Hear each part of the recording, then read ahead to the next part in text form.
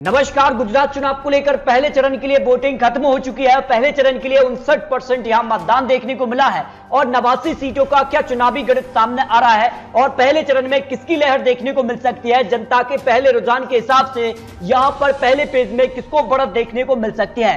तो पहले चरण के लिए एग्जिट पोल के आंकड़े भी सामने आ चुके हैं। बेहद ही चौंकाने वाले आंकड़े सामने आ रहे हैं क्योंकि गुजरात में परिवर्तन या फिर खिलने वाला है कमल, इसको लेकर कुछ महत्वपूर्ण आंकड़े आपको दिखाने वाले हैं। बात की जाए 2017 के लिए तो पहले फेज की 19 जिलों के लिए 89 सीटों का जो चुनावी गणित था, चुनावी रिजल्ट थे, उसमें बीजेपी को 48 सीटें जबकि कांग्रेस को 38 और अन्य की बात की जाए तो 3 सीटों पर अन्य के खाते में गई।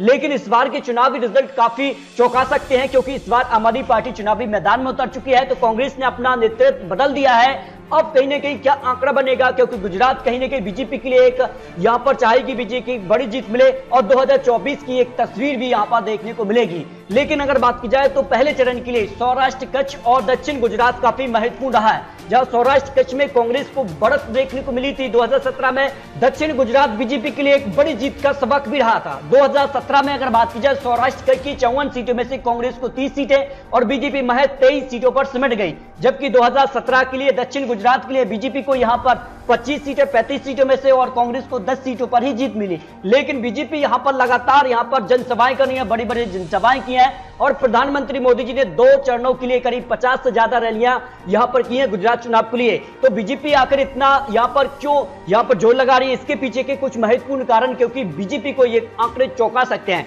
गुजरात चुनाव के लिए अगर बात की जाए तो 2002 से 2022 तक का क्या चुनावी गणित सामने रहा है। 2002 में बीजेपी को जहां 127 सीटें मिली थी तो इसके बाद बीजेपी का जो ग्राफ है वो लगातार घटा है। 2007 में 117 सीटें, 2012 में फिर घटाव देखने को मिला ग्राफ में, यहां पर 115 सीटें और 2017 में 99 सीटों पर यानी 100 से भी नीचे बीजेपी 2017 तक पहुंच गई है। और ये वो बड़ा कारण है कि प्रधानमंत्री मोदी जी हो या फिर बीजेपी के जो बड़े दिग्गज नेता हैं वो गुजरात चुनाव को एक महत्वपूर्ण चुनाव की तरह देख रहे हैं और 2024 की एक तस्वीर भी सामने आ जाएगी। लेकिन 2022 को लेकर पहले चरण के लिए भी एग्जिट पोल के आंकड़े सामने हैं। उस हिसाब से गुजरात में क्या बीजेपी का ग्राफ लगातार जो घट रहा है वो घटेगा या फिर जिसका से यहां पर बीजेपी जो दावा करेगी कि इस बार वो यहां पर 150 का आंकड़ा छू लेंगे। तो इसको लेकर पहले चरण के लिए कुछ महत्वपूर्ण आंकड़े सामने आ चुके हैं। तो बात की जाए यहां पर राजकोट में तो यहां पर करीब 59% यहां मतदान देखने को मिला है, 8 सीटें यहां से आती हैं और पहले चरण के लिए जो सर्वे के आंकड़े हैं, जो जनता रुझान है, उस हिसाब से बीजेपी को करीब 4 सीटें, आम आदमी पार्टी को 1 सीट और कांग्रेस को 3 सीटें जाने का अनुमान यहां पर हो सकता है।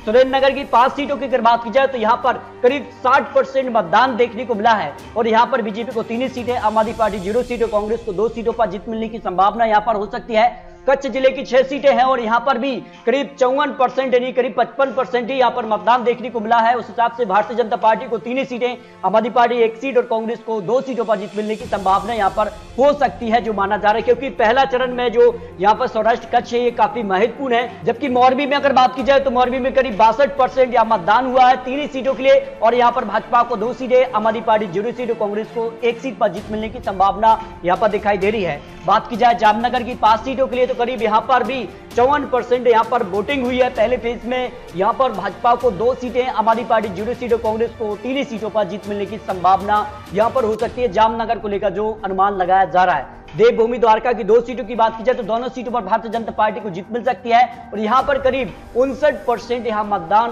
हुआ है जो आंकड़ा बन रहा है और यह भी अनुमान लगाया जा रहा है कि जिसका से यहां पर बंपर वोटिंग होती है तो कहीं ना कहीं सत्ता पक्ष को घाटा होता है जबकि विपक्ष को यहां पर फायदा हो सकता है। लेकिन यह माना जा रहा है कि कहीं ना कहीं एक यहां पर जो है औसतन ही यहां पर वोटिंग देखने को मिल रही है। जबकि पोरबंदर में अगर बात की जाए तो करीब यहां पर 54% वोटिंग हुई है 2 सीटों के लिए तो यहां पर भाजपा को 1 सीट यहां पर कांग्रेस और आम आदमी पार्टी यहां पर 0 सीट पर आ सकती है। बात की जाए सोमनाथ में तो करीब यहां पर 60% वोटिंग देखने को मिली है 4 सीटों के लिए तो यहां पर भाजपा को 3 सीटें, आम आदमी पार्टी 0 सीट और कांग्रेस को 1 सीट पर जीत मिलने की संभावना यहां पर दिखाई दे रही है। इस खास से अगर बात की जाए जूनागढ़ के लिए तो जूनागढ़ में भी करीब 57% यहां पर वोटिंग देखने को मिली है। 5 सीटों के लिए यहां पर भाजपा को 2 सीटें, आम आदमी पार्टी 0 सीट और कांग्रेस को यहां पर करीब 3 सीटों पर जीत मिलने की संभावना हो सकती है।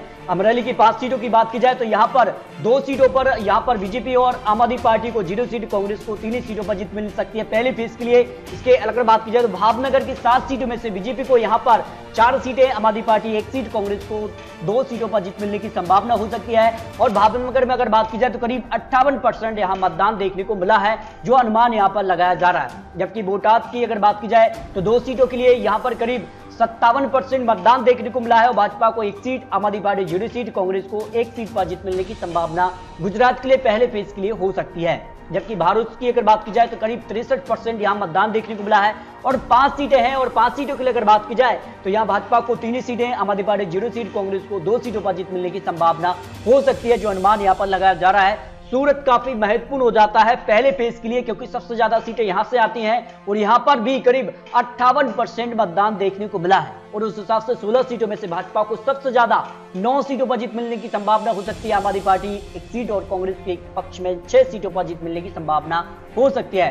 बात की जाए नवसारी की 4 सीटों में से भाजपा को यहां पर 3 सीटें, आम आदमी पार्टी 0 सीट, कांग्रेस को 1 सीट और नवसारी में करीब यहां पर 66% मतदान देखने को मिला है। इस हिसाब से वलसाड में अगर बात की जाए तो 5 सीटों के लिए करीब यहां पर 65% यहां मतदान देखने को मिला है। भाजपा को 3 सीटें, आम आदमी पार्टी 0 सीट, कांग्रेस के पक्ष में 2 सीटों पर जीत मिलने की संभावना हो सकती है। बात की जाए डांग की 1 सीट पर करीब यहां पर 65% मतदान देखने को मिला है। 1 सीट भी भाजपा के पक्ष में जा सकती है, जो अनुमान एग्जिट पोल ने लगाया, जो यहां पर ताजा विश्लेषण सामने आ रहा है। नर्मदा की अगर बात की जाए तो करीब 68% यहां मतदान देखने को मिला है। 2 सीटों की बात की जाए तो दोनों सीटों पर भारतीय जनता पार्टी को जीत की संभावना यहां पर लगाई जा रही है, जो अनुमान है। गुजरात चुनाव के लिए अगर बात की जाए तो तापी में सबसे ज्यादा मतदान देखने को मिला है, करीब 72% यहां मतदान देखने को मिला है। 2 सीटों की बात की जाए तो दोनों सीटों के लिए 1 सीट बीजेपी और 1 सीट कांग्रेस के पक्ष में जा सकती है, क्योंकि यहां पर बम्पर वोटिंग यहां पर देखने को मिली है। इसके अगर बात की जाए तो गुजरात चुनाव के लिए पहले फेज की 89 सीटों के चुनावी गणित सामने आ चुके हैं और इस हिसाब से यहां पर बड़ा उलटफेर हो सकता है। भारतीय जनता पार्टी को फायदा हो रहा है, जो प्रधानमंत्री मोदी जी की जनसभाएं रही हैं, जो बड़े बड़े यहां पर वादे किए गए हैं, उसका फायदा भारतीय जनता पार्टी को पहले फेज में देखने को मिल सकता है। यानी गुजरात में भारतीय जनता पार्टी सबसे बड़ी पार्टी बन सकती है, जो पहले फेज के लिए अनुमान लगाया जा रहा है। करीब 50 से 60 सीट भारतीय जनता पार्टी को पहले फेज के लिए मिल सकती है। आम आदमी पार्टी 9 से करीब यहां पर 15 सीट तक पहुंच सकती है। कांग्रेस को यहां पर 2017 के मुकाबले करीब 10 से 15 सीटों का नुकसान हो सकता है, क्योंकि जो यहां पर ताबड़तोड़ रैलियां प्रधानमंत्री मोदी जी की रही हैं, उसका सीधे तौर पर असर जनता पर हुआ है और उसका फायदा भारतीय जनता पार्टी को पहले फेज में हो सकता है। तो कांग्रेस को 28 से 40 सीटें, इस तरह से अगर बात की जाए तो पहले फेज के लिए भारतीय जनता पार्टी यहां पर जो है बढ़त बना सकती है, जो अनुमान यहां पर ओपिनियन पोल हो या फिर एग्जिट पोल ने लगाया। इस तरह से अगर बात की जाए तो गुजरात चुनाव को लेकर जो अनुमान सामने आ रहे हैं, उस हिसाब से पहले फेज के लिए भारतीय जनता पार्टी को बढ़त मिल सकती है। लेकिन ये तो चुनावी आंकड़े, चुनावी अनुमान है, अभी भी दूसरे चरण का मतदान बाकी है और ऐसे में जनता क्या दूसरे फेज में बीजेपी का साथ देने वाली है या फिर कांग्रेस या फिर आम आदमी पार्टी, ये तो जनता तय करने वाली है। तो दोस्तों, आपको क्या लगता है? अपनी राय कमेंट बॉक्स में जरूर रखिए। गुजरात में आखिर प्रधानमंत्री मोदी जी जो दोबारा से कमल खिलाने में सफल होंगे या नहीं, क्योंकि लगातार प्रधानमंत्री मोदी जी 27 सालों से यहां पर काबिज है बीजेपी, तो ऐसे में यह भी माना जा रहा है कि क्या बीजेपी का कमल यहां बरकरार रहेगा या फिर यहां पर जिसका से आम आदमी पार्टी ने बड़ा उलटफेर यहां पर पंजाब में किया था, तो गुजरात में क्या आम आदमी पार्टी यहां पर कड़ी टक्कर देगी, ये काफी महत्वपूर्ण हो जाता है। फिलहाल ये चुनावी आंकड़े, चुनावी अनुमान आपको दिखाए हैं। आपको क्या लगता है? अपनी राय कमेंट बॉक्स में जरूर रख सकते हैं। दूसरे फेज के लेकर भी आपको कुछ महत्वपूर्ण विश्लेषण देने वाले हैं। तो मिलते हैं दोस्तों सटीक और महत्वपूर्ण विश्लेषण के साथ, तब तक के लिए जय हिंद, जय भारत।